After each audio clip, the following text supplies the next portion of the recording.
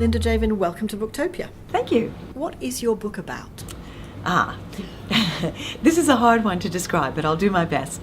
It follows a character called Linny, who is a woman of about my age, of mysterious background, over a 24-hour period in Beijing.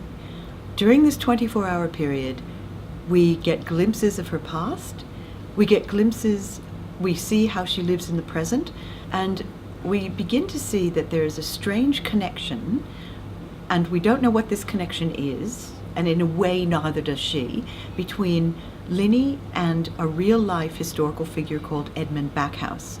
Now, Backhouse was a closeted homosexual Englishman who lived in China from the late 19th century through to 1944 when he died in Beijing.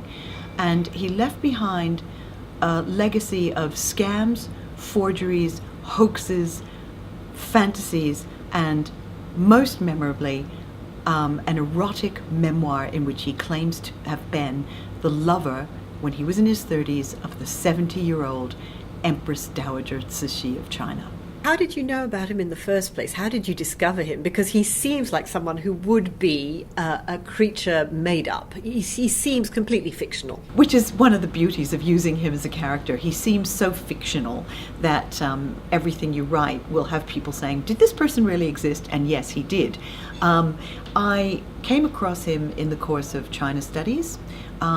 He was a very interesting character. He was part of the foreign scene in China from the late 19th century through to 1944 when he died. He was a mysterious person. He pulled off a number of incredible scams, but never quite got caught. Or people who caught him couldn't quite pin it on him. And so he was a person who was much speculated upon. And then, of course, he left these incredibly wild memoirs that have been the source of much interest ever since, even though there were only 4 copies and they were hidden in libraries and not that many people actually saw them. So he interested me, and I was reminded of him when I did my last novel, A Most Immoral Woman, because he was the one who George Morrison, the Australian correspondent for The Times, who's at the center of that novel, relied on for translations. He translated the Imperial Gazette for Morrison, who was then writing journalistic stories for the Times of London and so on. I was reminded of how amazing a character Backhouse was, and he was going to play a larger role in A Most Immoral Woman. And then I think he pretty much dropped out entirely. But I kept him, and I kept my research, and I kept thinking about him. So you thought, I'll come back to him one rainy day because he's so interesting in his own right. Now, what about the Dowager Empress? What kind of a woman was she? The Dowager Empress, the Dowager Empress, Empress Dowager Cixi, was a fascinating woman who dominated Chinese politics and history pretty much from the time not exactly from the time she became a high-ranking concubine to the Xianfeng emperor,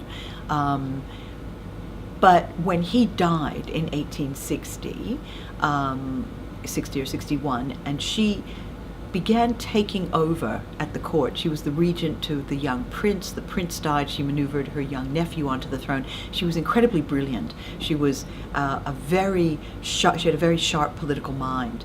And when she listened to the right advisors, she did amazing things. She was very forward-thinking in some ways. But then as she got older, she became more and more conservative. And the Chinese have always used her, as Edmund Backhouse does in a way, in a sexual way, as many powerful women end up being used by history.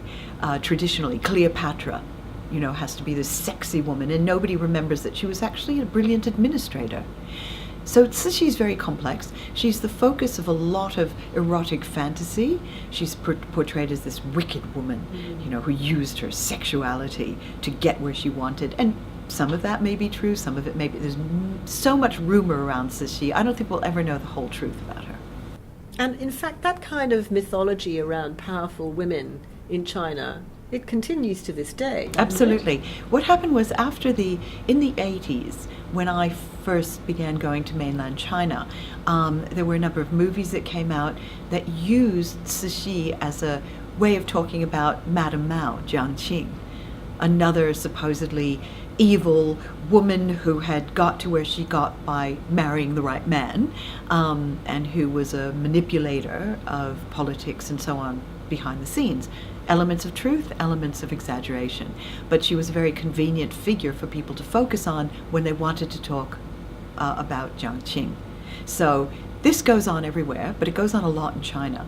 I guess one of the things that makes this book so complex is that it feels to me that there is a kind of ambiguity in the book, because you are also a writer, a scholarly writer about China in non-fiction, and here you are ostensibly writing a novel, but I feel that you're blurring the lines between fiction and non-fiction in a way that I haven't come across before. I'm playing a lot of games in this novel. You are. And it was a very conscious decision to call the main character Linny, which is not a nickname I've ever been given. Occasionally people call me Lynn. It doesn't really go with me, but some people do it. And some of my close friends actually call me Lindy, which is a very Australian nickname. But nobody calls me Linny. So I'm playing with that. I give her a name that's very close to mine. I give her an occupation that's close to one of my occupations, and that is subtitling Chinese films. I give her a home, which is very much like my favorite home in Beijing, which is, I tend to live with a pair of elderly sisters in a home that's physically very much like the one that Linny lives in. The bar, there are two locations. It's a story that takes place over 24 hours, essentially in two locations and the path between them. Mm. And the bar is very closely based on my local bar that I hang out in. I'll often go there with a book and a glass of wine. I know the owner very well. The owner is not the sage who is the owner of the bar in the novel. So he has nothing in common with the sage. It's a very different kind of place, but it's a similar kind of place, if you know what I mean. And so what I do is I play with throwing enough red herrings out so that it appears to be autobiographical. But it's not, it's a fiction.